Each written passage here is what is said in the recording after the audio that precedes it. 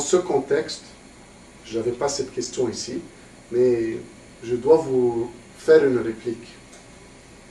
Le pape François n'a-t-il pas dit, mais qui suis-je pour juger? Comment réagir à ça? Il y a une différence entre la personne et le comportement. On peut condamner un comportement, mais on n'a jamais le droit de condamner la personne.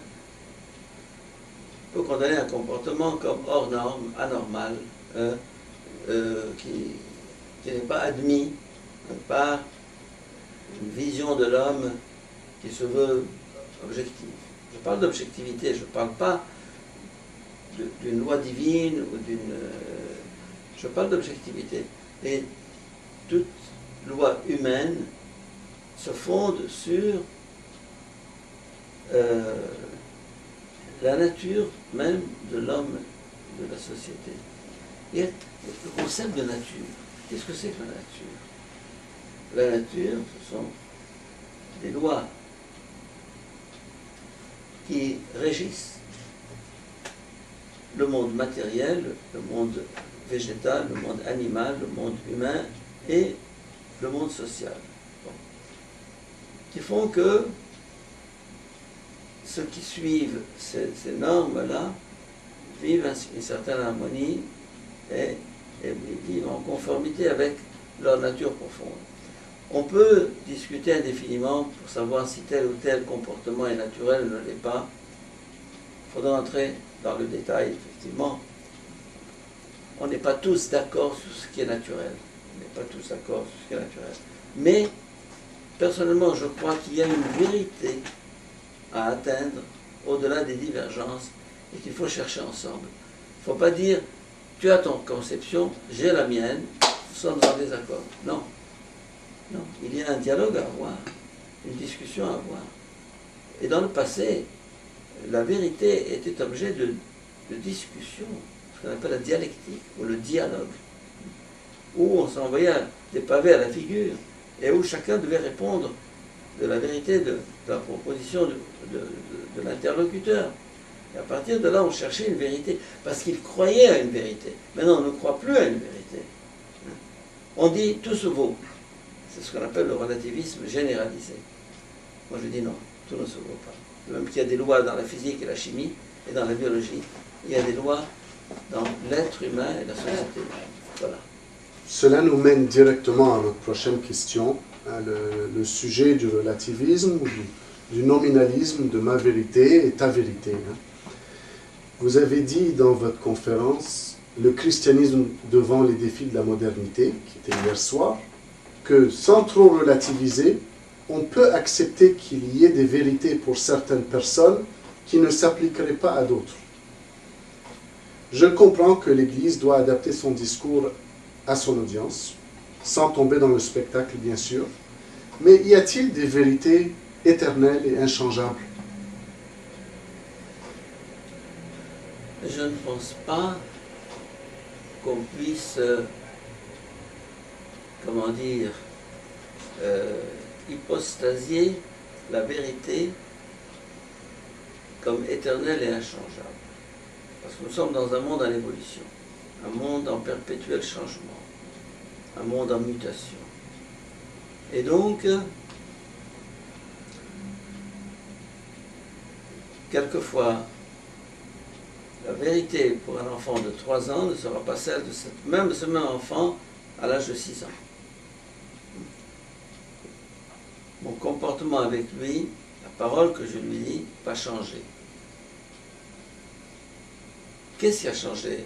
C'est la parole qui a changé, ou c'est l'intention, la vérité profonde? En d'autres termes, selon les époques et selon l'âge de l'individu, des vérités font leur apparition. Une vérité trop précoce risque de nuire plus que d'aider. Par exemple, dire à un enfant de 3 ans, tu es libre de te lever quand tu veux, de travailler si tu veux, d'aller à l'école si ça te plaît, hein, de faire tes devoirs si ça te chante, de regarder ce que tu veux, c'est une erreur. Et de ne pas lui imposer un système ou des règles, hein, eh bien c'est une erreur. Parce qu'il n'a pas encore la capacité de choisir et de connaître son bien. Mais de le faire avec un jeune de 20 ans, ce serait catastrophique.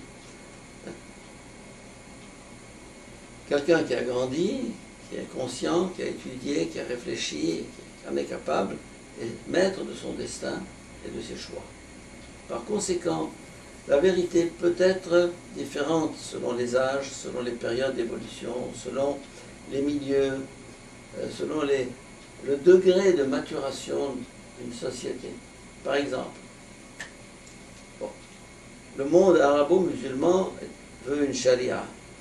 Peut-être précisément parce qu'il n'est pas encore mûr pour choisir et réfléchir par lui-même. Mais voilà que les jeunes égyptiens sont descendus dans la rue pour réclamer de sortir de ce système. 30 millions.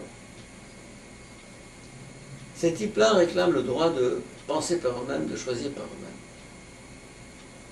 Pendant une certaine période, pour eux, la contrainte de la loi était une libération.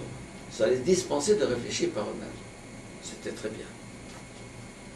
Parce qu'ils étaient encore mineurs, si on peut dire. Parce qu'il y a des mineurs de 40 ans, comme il y a des mineurs de 12 ans. Et il y a des sociétés qui sont encore mineures, ou qu'on a maintenu à l'état de minorité, si je puis dire. Alors, c'est pour ça que le concept de relativisme de la vérité n'est pas relative, mais elle peut, comment dire, peut-être proposer ou imposer ou adapter selon les circonstances, selon les personnes, hein, pour le plus grand bien de la personne. En fait, ce qui compte dans tout ça n'est pas la vérité parce que c'est vrai, c'est la vérité pour toi. Toi, je te dirais, ne fais pas ça. Et pourquoi tu as permis à l'autre de le faire? Parce que pour lui, c'est différent. En d'autres termes, c'est pas du relativisme, ça. C'est ce qu'on appelle du discernement. Je discerne des situations, hein, où le même discours, la même réalité peut être une nécessité là, et là, un mal.